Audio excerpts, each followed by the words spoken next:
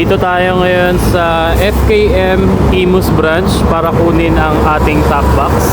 At eto na nga, nakuha na natin. So, ikakarga lang muna natin to sa ating motor. Doon na natin ikakabit yan sa shop. Tapos ito yung ibang mga models na available nila dito ngayon.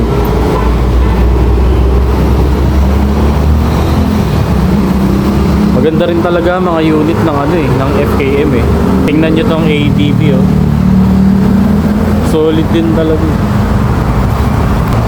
So, balik muna tayo ng shop. Tapos, buksan natin to, tapos ikakabit natin yung ating top box. Tingnan natin magiging itsura mamaya sa ating Ranger.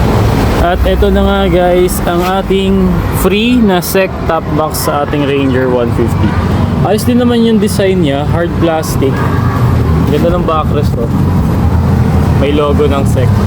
Tapos, yung loob niya, maganda rin naman yung lining. Meron tayong mesh na bulsa dito.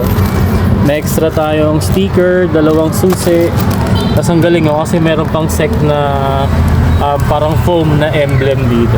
Meron pang pocket dito. Tapos dinikit ko na rin yung mga double-sided ng kanyang lining. Tapos pansin ko lang dito medyo kakaiba yung lock niya. Pero check natin yan mamaya kung paano gumagana. Tapos ang kanyang base plate ay bakal na rin naman. So matibay-tibay na rin. Tapos ang isa sa nagustuhan ko din dito ay ito. Yung meron siyang lagayan ng tumbler. Kasi problema ko rin yan ngayon kapag mabiyahe ako ng joyride. Tumutumba yung tumbler ko minsan. Nagli-leak. So ito. Masusolve na ang problema natin. Pero tuwing yung Ranger lang ang gamit natin. Kabit na muna natin to. At nakabit na rin natin ang ating top box.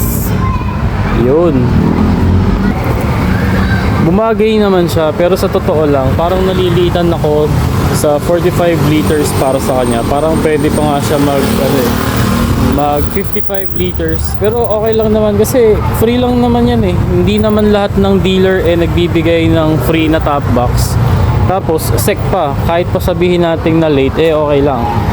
So shoutout po sa FKM Muntinlupa branch at sa FKM Imus branch. Thank you.